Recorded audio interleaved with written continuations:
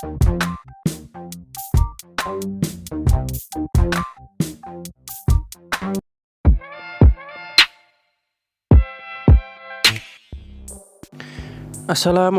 warahmatullahi wabarakatuh. Hello guys, welcome back to my channel DCHW. Di video kali ini saya ingin mencoba mengganti custom ROM dari Havoc OS versi 2.9 Android Pie ke Lineage OS versi Android 11. Di sini saya ingin mencoba-coba ROM lain selain Havoc.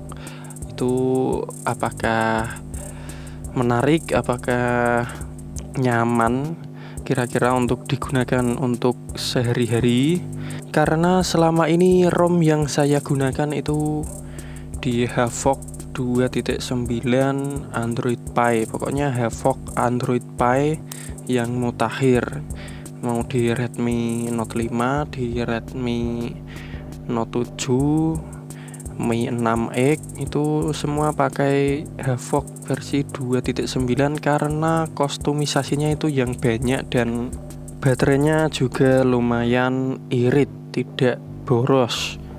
Lalu bagaimana di ROM lain? Di sini saya ingin mencoba ROM Lineage OS Android 11. Seperti apa kostumisasinya, seperti apa isi jeroannya, performanya itu bagaimana. Mari kita langsung saja coba. Persyaratannya itu seperti biasa, kita harus punya TWRP atau custom recovery. Kemudian kita siapkan filenya, yaitu ada file ROM dan ada file GApps atau Playstore lah intinya. Setelah filenya sudah siap, langsung saja kita pergi ke recovery dengan kita mulai ulang sambil menekan volume atas sampai masuk ke menu recovery atau TWRP. Di sini saya memakai Pitch Black Recovery atau PBRP. Seperti biasa, sebelum kita install filenya, kita wipe dulu atau kita bersihkan dulu ROM dan sistem yang masih nempel di HP ini. Kita pilih semua, kita centang semua kecuali penyimpanan internal, micro SD, dan USB OTG. Kemudian kita swipe untuk membersihkan atau wipe. Setelah kita wipe, kemudian kita kembali, kita pasangkan file ROM-nya, kita cari file ROM-nya, lalu kita pilih file ROM-nya, kemudian kita pasangkan, kita swipe. Kita tunggu sekitar 1-3 menitan untuk selesai memasang file ROM-nya. Setelah selesai pemasangan file ROM-nya, kemudian kita pasangkan GApps. Ini untuk memasangkan Playstore atau aplikasi-aplikasi Google. Di sini saya pakai NickGApps atau yang lain juga bisa, OpenGApps atau BitGApps itu juga bisa. Intinya kita pasangkan Playstore untuk mendownload aplikasi nantinya.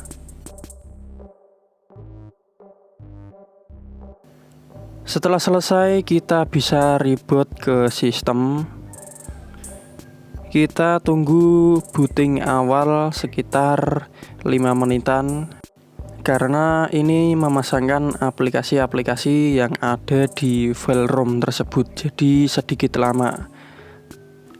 Booting yang sedikit lama ini terjadi sekali saja setelah kita memasangkan ROM. Nantinya bootingnya juga akan standar atau lebih cepat ketimbang booting pertama kali ini.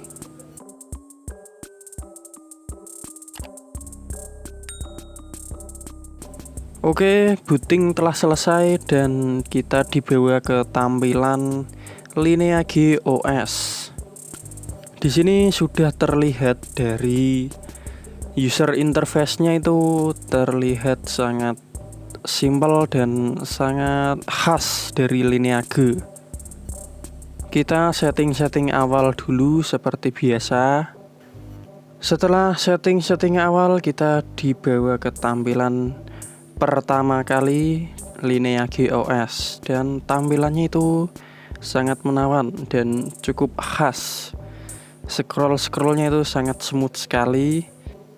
Sayangnya video ini direkam tidak memakai frame rate 60 fps, jadi ya, smoothnya itu tidak terasa kalau di video. Tapi untuk tampilannya ini benar-benar smooth, dan user interface-nya itu khas gitu, tidak seperti di Havok OS versi 2.9. Untuk aplikasinya seperti ini.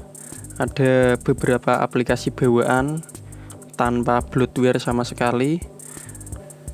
Kita coba masuk ke kamera. Di sini kameranya menggunakan kamera Snapcam ala Lineage OS. Jadi bukan kamera MIUI. Dan saya coba untuk kamera depan itu bening. Tidak seperti di Havok OS, kalau buat video call itu kusam atau burem. Kemudian kita lihat di setelan untuk melihat kostumisasinya. Untuk scrollnya itu terasa smooth sekali. Untuk setelannya ini cuman ada sedikit, tidak seperti Havok OS yang saking banyaknya itu bikin orang yang tidak terbiasa itu bingung. Kalau ini cukup sedikit dan simple, jadi apa adanya. Tapi untuk smoothnya ini sangat smooth sekali ya. Saya rasakan itu beda dengan Havok OS. Dan untuk kostumisasi lainnya ada di pengaturan sistem. Ini ada status bar, ada gestur, dan ya kostumisasi simple. Untuk kesan saya pertama kali lihat ROM ini tuh merasakannya itu sangat smooth sekali, dan UI-nya, user interface-nya itu khas. Tidak seperti Havok OS yang pasaran seperti di Evolution atau seperti di mana-mana, dan ini tuh smoothnya itu bikin tangan betah untuk dolanan. ROM ini saya rasa juga beda dengan Pixel Experience. Ya pokoknya ROM ini tuh khasnya sendiri lah. Smoothnya itu bagus, dan saya rasa tidak panas. Ngomong-ngomong panas, bagaimana dengan performanya? Langsung saja kita lihat skor Antutunya, dia mendapatkan skor berapa. Kalau skor rata-rata Xiaomi Redmi Note 5 itu biasanya 150 ribuan. Dan kita lihat skor untuk ROM ini, dia mendapatkan skor 129.000 sekian atau hampir 130.000. Ya skornya itu cukup rendah ya. Tapi smooth seperti ini mungkin dia mempertahankan baterai ya. Kemudian saya coba untuk throttling test. Dan langsung saja kita start untuk melihat hasil stres dari CPU.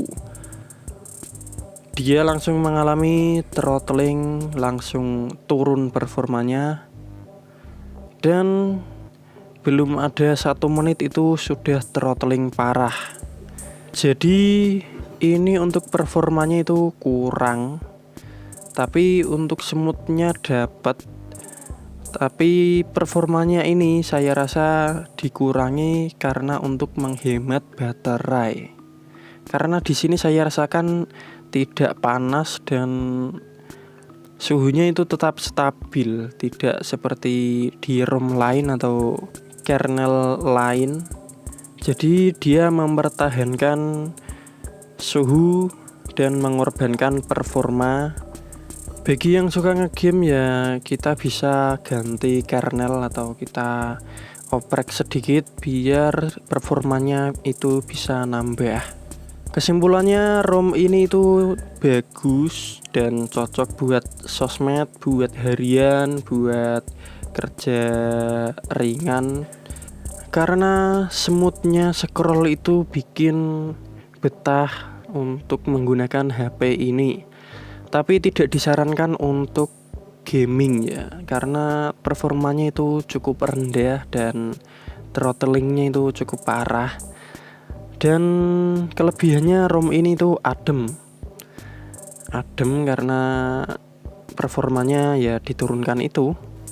Bagi yang suka ngegame, yang pengen menggunakan ROM ini bisa juga untuk mengcustom kernelnya supaya performanya itu meningkat. Supaya mendapatkan performa yang bagus dan merasakan smoothnya ROM ini dan UI yang khas dari ROM ini. Tapi kalau di custom kernel tentunya suhunya akan berbeda ya, akan sedikit lebih panas mungkin. Ya intinya seperti itu. Saya rasa cukup untuk video kali ini. Terima kasih telah menonton video ini sampai akhir. Tonton juga video menarik lainnya dari channel ini. Like video ini dan share kepada teman kalian juga. Subscribe channel ini supaya channel ini terus berkembang dan ramai. Sampai jumpa di video saya berikutnya. Bye bye.